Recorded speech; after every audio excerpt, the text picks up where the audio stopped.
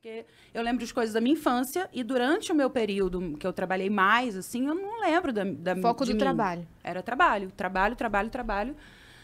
E aí, enfim, eu aprendi a viver de acordo com roteiros semanais, né? Então, tinha ali meu horário para cumprir, o texto me falava o que a personagem sentia ou não sentia.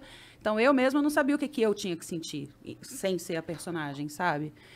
Então, quando eu não tinha trabalho, eu ficava totalmente perdida. Eu não sabia que horas que eu ia acordar, o que eu ia fazer no dia, o que eu queria comer, o que eu gosto, o que eu não gosto, o que eu sinto, o que eu não sinto. E aí, acabou que eu entendi que a depressão era um lugar para eu falar, calma, quem é você? Vamos viver vida pessoal, ter experiências pessoais, cores, sabores, cheiros, né? Vai experimentar coisas e tal.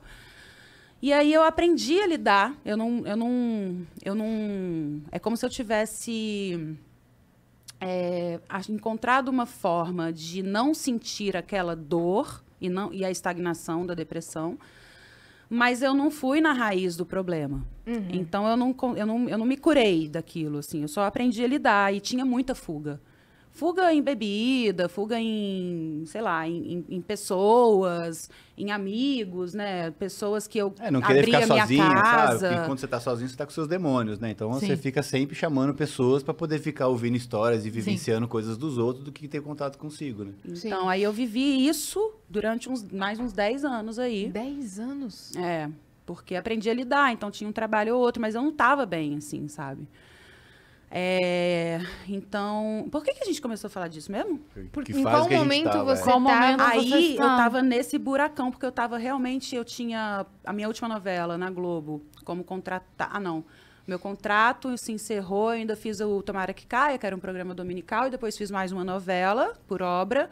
Em 2016, eu já não tinha mais a ligação com a Globo e comecei a fazer teatro, comecei a fazer séries de TV, então eram coisinhas mais curtas, que eram coisas, inclusive, que eu dava mais conta de fazer do que uma coisa longa.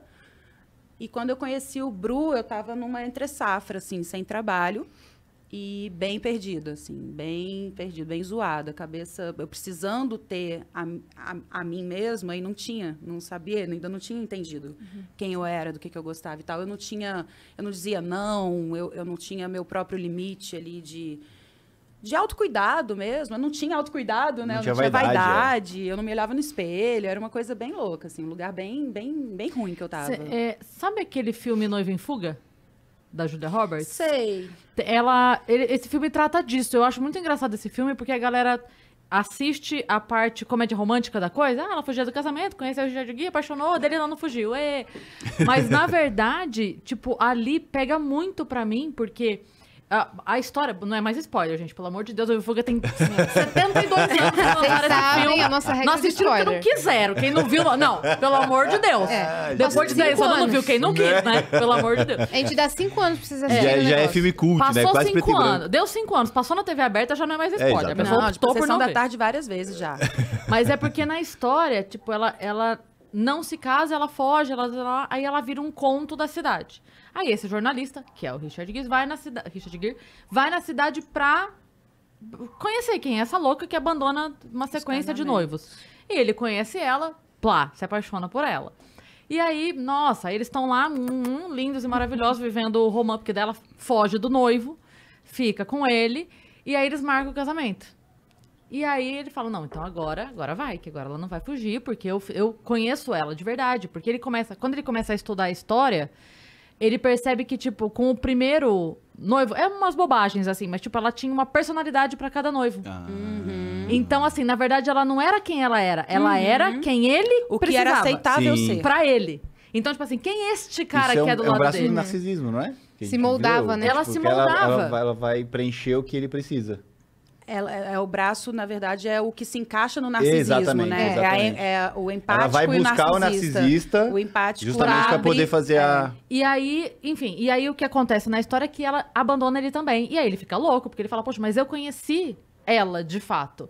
E aí ela some, e aí quando ela volta, ela fala pra ele, você me conhecia, mas eu não. Ela foi Eu se não me conhecer. conhecia. Eu precisava, tanto que uma das coisas que ele dá uma rasgada com ela, ele fala assim, você não sabe nem como você gosta dos ovos. Porque com cada noivo era que ela tipo abandona, ele fala O assim... ovo era diferente. Ela gostava de ovos mexidos, como eu. O outro falava, Benedict, como eu. Tipo, o ovo preferido dela era o do noivo, nunca era o dela. E aí, você me falou isso agora, eu lembrei. Porque no final é ela falando pra ele, mas eu não sabia quem eu era. Sim. Eu Era precisava mais ou me menos saber. isso mesmo. Eu não tava fugindo de você. Eu tinha medo de mim. porque aí a gente ia começar a conviver e você ia descobrir que eu não era aquilo que eu tava te vendendo. E aí, e eu acho muito forte isso nesse filme. E é uma coisa que passa meio aqui porque o Sim, bonitinho é o... é sutil, né? É. Mas eu acho muito isso, foda assim, isso. eu me E é moldava real. de acordo com as personagens, primeiro, né? E depois com as pessoas que estavam à minha volta. Então, o que o empresário esperava de mim era o que eu era no set, a forma como eu me comportava. Tipo, hoje, percebendo, assim, eu sei que uma essência sempre esteve ali, sabe? De coisas que... O meu jeito mesmo, o meu olhar, o meu... Eu sei que isso sempre esteve presente e é o que às vezes fazia diferença, né? Mas o comportamento em si era muito... Era o que precisava ser. É para ser assim, beleza, vamos ser assim. Beleza, vamos ser assim. Então, eu ia mesmo me adaptando ao externo, né? Vou ao banheiro um segundo. E isso não tinha... Era por isso que eu não conseguia dizer não, era por isso que eu não sabia colocar limite nas pessoas. Eu abria a minha casa, qualquer pessoa entrava, eu deixava chave com as pessoas, tipo, era um clube, né? Era uma coisa bem solta, assim. Isso tudo me machucava. Isso tudo me fazia muito mal. Eu dizia o sim para as pessoas me dizendo não. Então, quando eu encontrei o Bru, eu estava num lugar que eu tinha parado de andar, porque eu estava com... Eu descobri uma hérnia na lombar, 2 hérnias na lombar, e aquilo pegou o meu ciático e paralisou minha perna esquerda. Então, eu estava, tipo, de cama. E comecei a não conseguir estar com pessoas. Até que eu realmente falei, não, eu vou entrar num casulo. E quando eu decidi entrar nesse casulo, quando eu consegui falar, não quero mais nada aqui fora, foi quando ele apareceu na minha vida, assim. E aí, é como se eu tivesse pegado e falava... Me ajuda. Isso aqui sou eu. Eu tô aqui. Isso aqui, ó. Você me ajuda? Depois, né? Mas era muito lindo, assim, porque ele realmente enxergava um negócio que nem eu enxergava em mim, sabe? Então, foi um processo difícil. E acho que vice-versa também. Eu também enxergava coisas nele que ele nem admitia ter ou ser assim, sabe? Sim. Mas salva as proporções, porque ele sempre foi um cara que bancava como é que fala quando você é muito autêntico? A autenticidade dele, assim. Ele sempre foi um cara diferentão e bancava aquilo, apesar dos bullying mesmo dos anos 80, 90, assim. E sempre foi muito observador, ele sempre se conheceu muito, sempre se deu esse espaço. Então, ele era preenchido, sempre foi muito preenchido dele, ele, e eu zero, assim. Mas aí a gente... Numa balança também, numa gangorra também, a gente foi Ele se tinha o se que te entendendo. faltava, o que você estava buscando. Ele me ensinou, ele me botou de frente pro espelho. Teve um dia que ele sentou e falou, qual que é o seu sonho? Eu não sabia. O que você gosta? Não sabia. O que você quer pra sua vida? Eu não sabia. E aí eu falei, história do ovo, né? Como é que assim você gosta que eu do não ovo? sei? Eu não sabia. E aquilo foi horrível você de tava perceber. entendendo. Então, eu comecei uma busca... num processo ali bem difícil, bem doloroso. Galera, o autoconhecimento não é fácil, mas é necessário. É só assim que você consegue se curar, se conhecer e se livrar, e se preservar, se resguardar e não deixar mais se machucar, não cair em armadilhas. Então, foi um processo bem longo, difícil para os dois, né? Porque enquanto eu estou ali tentando, sofrendo e reconhecendo e admitindo coisas que eu não queria ter vivido... que eu achava, não, aquilo foi só e fala, não, mano, foi aquilo mesmo. Eu falo, sério, não queria ter feito isso. Então, reconhecer essas coisas dói muito. É legal a gente falar sobre isso, porque a gente tava aí, tá ainda, né, no tal do Setembro Amarelo, e eu falo tal porque eu acho que tem que ser o ano amarelo, né? A gente tem que falar sobre saúde mental o ano inteiro e cuidar da saúde mental o ano inteiro. E entender que existe uma dificuldade muito grande das pessoas poderem falar e assumirem que estão ou que tiveram... estão passando, principalmente quem está passando por esse momento, né? É muito difícil o movimento interno que a pessoa que está passando por depressão ou qualquer outra doença mental. Eu nem gosto de falar doença mental, mas O nome, é a nomenclatura, transtorno né? mental, doença mental.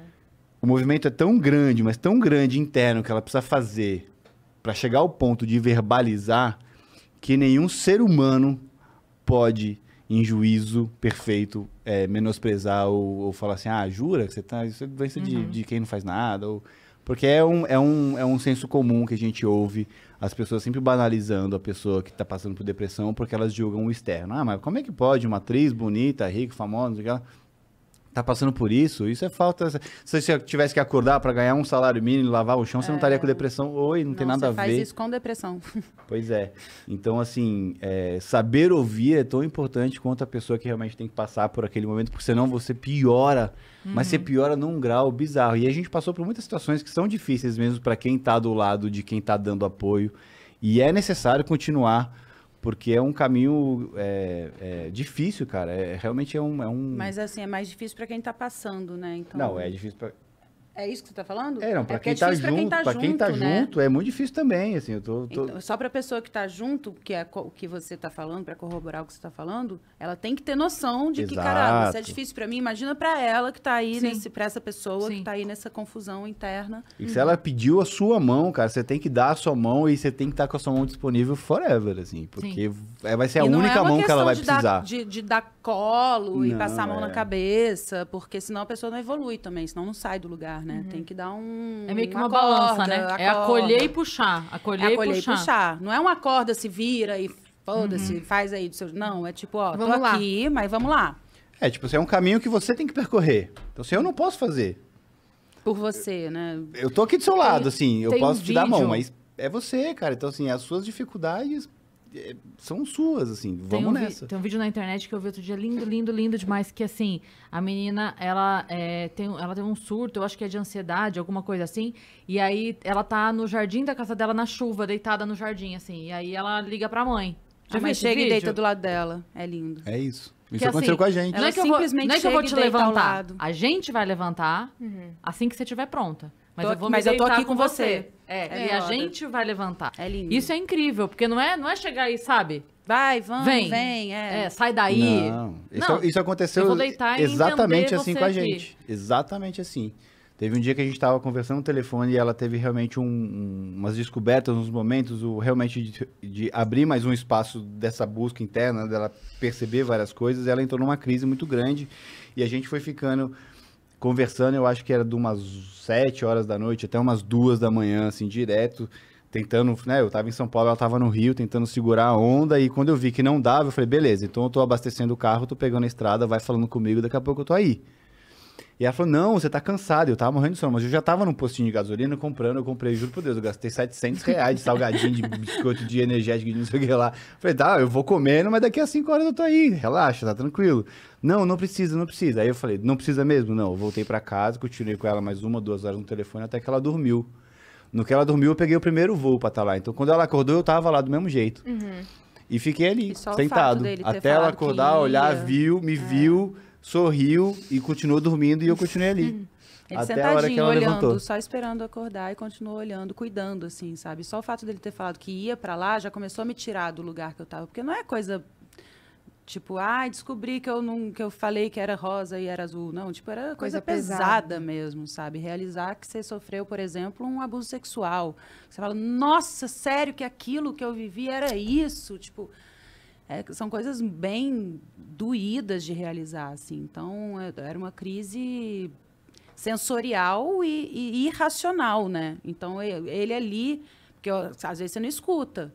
Então, a paciência de ficar ali na voz calma, tentando te trazer até você acordar do surto, assim, né? E ele falou, não, tô indo e tal. Não, aí você começa a vir para a realidade e falou, não, peraí, não vem, porque você vai pegar a estrada e você sai já, né? Sim. Na verdade, a tua preocupação com o ele, bem-estar dele.